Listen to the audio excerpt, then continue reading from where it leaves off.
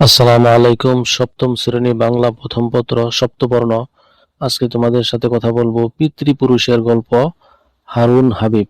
এই গল্প একেবারে প্রথম থেকে শেষ পর্যন্ত টিক চিহ্ন এবং সৃজনশীল সংক্ষিপ্ত প্রশ্ন সবগুলি দেখব। চলো প্রথমত আমরা কি শিখি, যেটি হলো গল্পের মধ্য থেকে কিভাবে টিক চিহ্ন বা এমসিকিউ বের করা যায়। যেমন দেখো, লেখক হারুন হাবিব, মানে এই গল্পটির লেখককে হারুন হাবিব। 2 নম্বরে দেখো, অন্তর মামার নাম কি? অন্তর মামার নাম কি ছিল? কাজল। তারপর দেখো, কাজল মামা 1971 সালে ঢাকা বিশ্ববিদ্যালয়ে পড়তেন। অর্থাৎ যদি তোমাকে বলা হয় এমসিকিউতে কাজল মামা কখন পড়তেন বিশ্ববিদ্যালয়ে, উত্তর হলো 1971 সালে। 4 নম্বরে দেখো, ঢাকার প্রাচীন নাম। ঢাকার প্রাচীন নাম কি? জাহাঙ্গীরনগর। তারপরে দেখো, 7 মসজিদ রোডের নামকরণ হয়েছে 7 গম্বুজ মসজিদের নামে। যদি বলা হয় 7 মসজিদ রোডের নাম কিভাবে হলো, সঠিক উত্তর হলো 7 গম্বুজ মসজিদের নামানুসারে। 6 নম্বর, যেমন কাজল মামা হাজী মোহাম্মদ মহসিন হলে থাকতেন। যদি প্রশ্ন করা হয় কাজল মামা কোন হলে থাকতেন, তার উত্তর কি হবে? মহসিন হলে। 7 নম্বরে, যেমন কেন্দ্রীয় শহীদ মিনার ভাষা আন্দোলনের শহীদদের স্মৃতিসৌধ। যদি বলা হয় শহীদদের স্মৃতিসৌধ কোনটি, উত্তর হবে কি? ভাষা আন্দোলনের, অর্থাৎ ভাষা আন্দোলনের স্মৃতিসৌধ কোনটি, তখন এটা বলতে হবে শহীদ মিনার। তারপর দেখো 8 নম্বর, 1952 সালে 21শে ফেব্রুয়ারি পাকিস্তানি পুলিশ গুলি চালায়। অর্থাৎ 1952 সালে 21 ফেব্রুয়ারিতে কারা গুলি চালিয়েছিল, উত্তর হলো পাকিস্তানি পুলিশরা। তারপর দেখো 9 নম্বর, রক্তের বিনিময়ে বাংলা রাষ্ট্রভাষার মর্যাদা লাভ করে। প্রশ্ন যদি হয় এমন যে বাংলা রাষ্ট্রভাষা কিভাবে লাভ করে, উত্তরটি হবে রক্তের বিনিময়ে। 10 নম্বরটি দেখো, 1971 সালে মুক্তিযুদ্ধের মাধ্যমে বাংলাদেশ স্বাধীন হয়। বাংলাদেশ কিভাবে স্বাধীন হয়? 1971 সালে মুক্তিযুদ্ধের মাধ্যমে।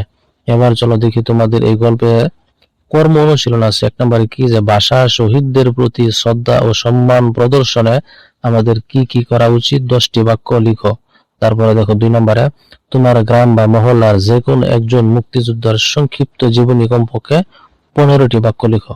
চলো এই দুটি সমাধান করি, পরে সৃজনশীল দেখবো। তাহলে দেখো 10টি লাইন, যেমন আমরা আমরা ভাষা শহীদদের সবসময় শ্রদ্ধার সঙ্গে স্মরণ করব। 2 নম্বর, প্রতি বছর 21শে ফেব্রুয়ারি শহীদ মিনারে ফুল দিব, তাদের প্রতি শ্রদ্ধা জানাবো।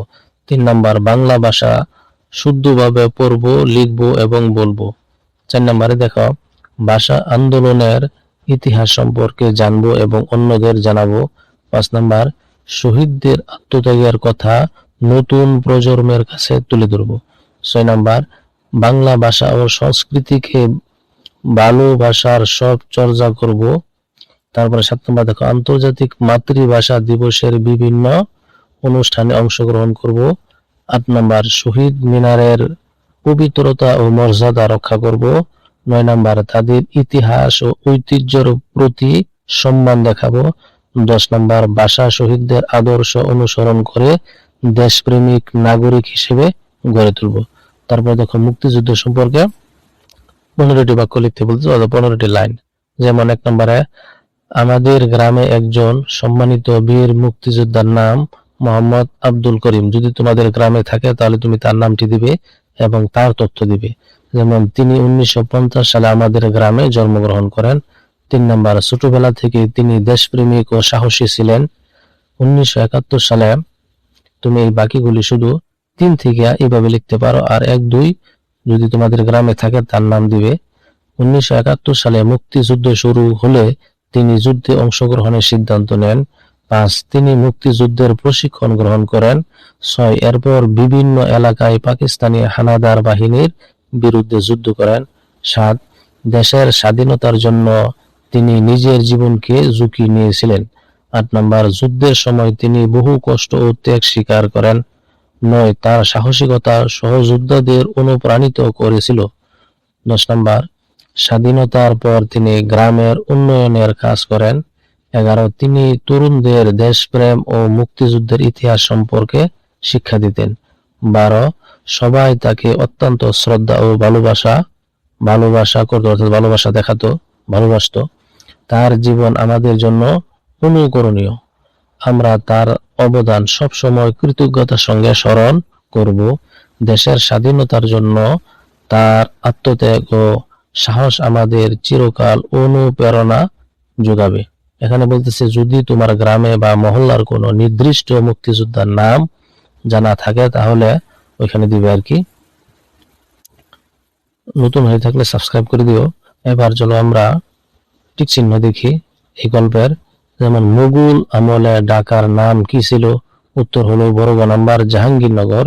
2 নাম্বারটি দেখো, অন্তর নানা কাজলকে বকতেন কেন? 2 নাম্বার সঠিক উত্তর হলো ছোট গ নাম্বার মুক্তিযুদ্ধে অংশগ্রহণের কারণে। তারপর এটি পরে 3 এবং 4 উত্তর দেই। আমার ভাইয়া রক্তে রাঙানো 21শে ফেব্রুয়ারি আমি কি ভুলিতে পারি? মুক্তির মন্দির সোপান তলে কত প্রাণ হলো বলিদান, লেখা আছে অশ্রু জলে। 3 নম্বর উদ্দীপকের প্রথম অংশটি পিতৃপুরুষের গল্প, গল্পের কোন দিকটির সঙ্গে সাদৃশ্যপূর্ণ? উত্তর হলো ক, ভাষা আন্দোলন। 4 নম্বরটি দেখো, উদ্দীপকের দ্বিতীয় অংশের মূল ভাব নিচের কোন কথাটিকে প্রতিফলিত হয়েছে? উত্তর হলো বড় গ নাম্বার ওরা আমাদের পিতৃপুরুষ। তারপর সৃজনশীল আসে দেখো, 7ম শ্রেণীর শিক্ষার্থী, এটা তোমাদের বইয়ে আছে, পড়ে নিবে। আমরা শুধু প্রশ্নের উত্তরগুলি দেখি। 1 নম্বর প্রশ্নটি ছিল 1971 সালে কাজল মামা কোথায় পড়তেন? উত্তর হলো ঢাকা বিশ্ববিদ্যালয়ে পড়তেন। তারপরে দেখো খ নাম্বার, যুদ্ধ আর মুক্তিযুদ্ধের মধ্যে অনেক তফাৎ, উক্তিটি বুঝিয়ে লিখো। উত্তর হলো সাধারণ যুদ্ধ হয় এক দেশ ও অন্য দেশের মধ্যে ক্ষমতা বা স্বার্থের জন্য, এতে সাধারণ মানুষ সবচেয়ে বেশি ক্ষতিগ্রস্ত হয়, কিন্তু মুক্তিযুদ্ধ হয় একটি জাতির স্বাধীনতার অধিকার ও মুক্তির জন্য। 1971 সালে বাঙালি জাতি স্বাধীন দেশ প্রতিষ্ঠার লক্ষ্য মুক্তিযুদ্ধ করেছিল, তাই যুদ্ধ ও মুক্তিযুদ্ধ এক নয়।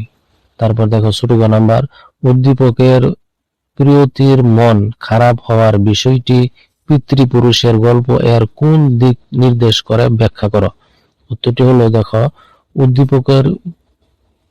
উদ্দীপকের প্রিয়তির মন খারাপ হওয়ার বিষয়টি মানবিকতা ও সহমর্মিতার দিকটি নির্দেশ করে। পিতৃপুরুষের গল্প এর অন্ত ভাষা শহীদদের গুলি করে হত্যা করার কথা শুনে খুব কষ্ট পায়, সে মানুষের প্রতি সহানুভূতি প্রকাশ করে। একইভাবে প্রিয়তি ক্ষুধার্ত ও অসহায় শিশুদের দেখে দুঃখিত হয়, তাই উভয় ক্ষেত্রে মানুষের প্রতি ভালোবাসা ও মানবিক অনুভূতির প্রকাশ ঘটেছে। বর্গ নম্বর প্রশ্নটি দেখো হল উত্তর, মন্তব্যটি যথার্থই।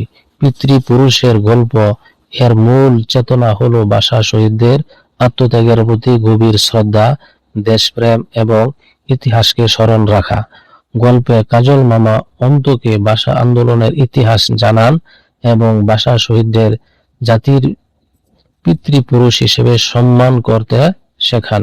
উদ্দীপকে প্রিয়তি ও শহীদ মিনারে ফুল দিয়ে ভাষা শহীদদের প্রতি শ্রদ্ধা জানান এবং তাদের আত্মত্যাগের কথা শুনে গর্ববোধ করে, এতে তার দেশপ্রেম ও ইতিহাসের প্রতি সম্মান প্রকাশ পায়। তাই বলা যায় প্রিয়তির মনোভাব পিতৃপুরুষের গল্প এর মূল চেতনাকেই প্রতিফলিত করেছে। মাদ্রাসার বইয়ে সংক্ষিপ্ত প্রশ্নগুলি আছে, তাই দেওয়া হলো, দেখে নাও। অন্তর মামা মিটিং মিছিল করতো কেন? উত্তর হলো দেশকে স্বাধীন করার জন্য, মানুষকে সংগঠিত করা এবং মুক্তিযুদ্ধের জন্য প্রস্তুত করতে অন্তর মামা মিটিং মিছিল করতেন। 2 নম্বর প্রশ্নটি দেখো, কাজল মামা বিশ্ববিদ্যালয় থেকে গ্রামে এসে কি করলেন? উত্তর হলো কাজল মামা গ্রামে এসে যুবকদের সংগঠিত করেন, মিটিং মিছিল করেন, রাইফেল সংগ্রহ করেন এবং মুক্তিযুদ্ধের প্রশিক্ষণ ব্যবস্থা করেন। 3 নম্বর প্রশ্নটি দেখো, কাজল মামা অন্তকে 21শে ফেব্রুয়ারির শহীদদের সম্পর্কে কি বলেছিলেন? উত্তর, কাজল মামা বলেছিলেন 21শে ফেব্রুয়ারির শহীদরা আমাদের জাতির প্রথম শহীদ, তাদের রক্তের বিনিময়ে বাংলা ভাষা রাষ্ট্রভাষার মর্যাদা পেয়েছে এবং তারাই আমাদের পিতৃপুরুষ। এরপর দেখো 4 নম্বর প্রশ্নটি। আজকে এই পর্যন্তই, ধন্যবাদ।